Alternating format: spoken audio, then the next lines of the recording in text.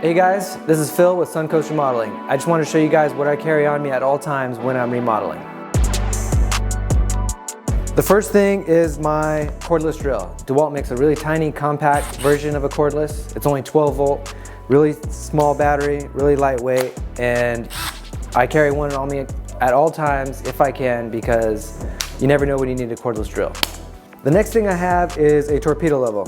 Whether I'm framing, setting tile, installing electrical junction boxes, laying plumbing pipe, drain pipe, you always want to have a level on you to make sure everything's true. You'll notice all the tools I have are mostly DeWalt, and that's because I prefer DeWalt because they make a really high quality tool. The next tool is a crescent wrench.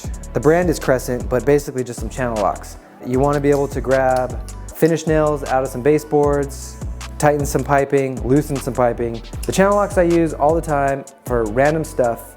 You never really know what exactly you're going to use it for, but if you have in your bags, you'll find more often than not you're pulling these out for something. The next, I have a screwdriver. This isn't just a regular screwdriver, it's a multi-function screwdriver. It has Phillips head and flathead in both the small and big size.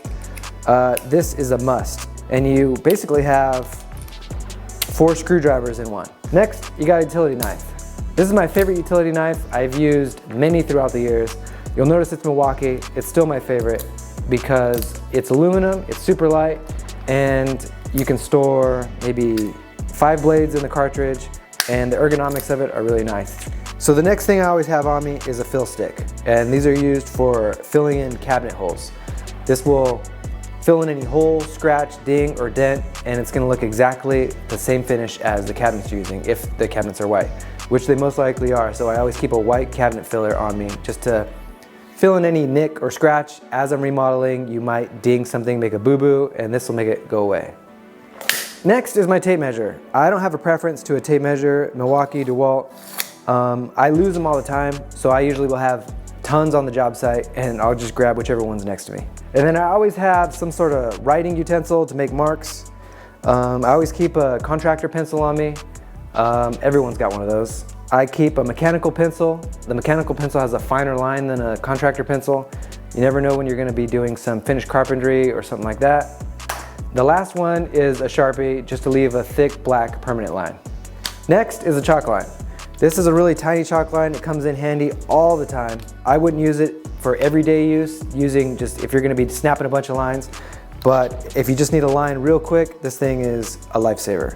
The next is a current detector, or some people might know it as a chicken stick. But basically, it can detect if there's current running through a wire before you cut through it and risk shocking yourself.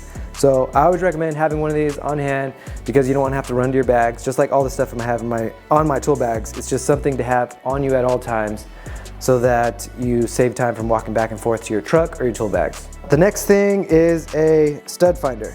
So this is a magnetic stud finder. It's basically a piece of plastic with magnets in it, and you rub it along the wall and you find the screws or nails that are attaching the drywall to the studs. And once you find those nails, then you've found your stud. Next is a speed square. I like that Milwaukee made this really small speed square. It makes it more light and compact. You never know when you need things square, true, cut out of 45. This thing just comes in handy all the time, so I always have my speed square on me. Spade bits. These things come in really handy just to be able to drill through for some PEX or some electrical, so I always keep a pair of spades on me at all times. I also carry an impact socket extension. This is coming in really handy when I need to drill through a couple different studs and I just need to get that extra length that a standard impact won't have. So this is a huge one I like to have on me. I bought this at, I think it was Ganal Lumber. And this is basically a nail punch and a hole punch in one.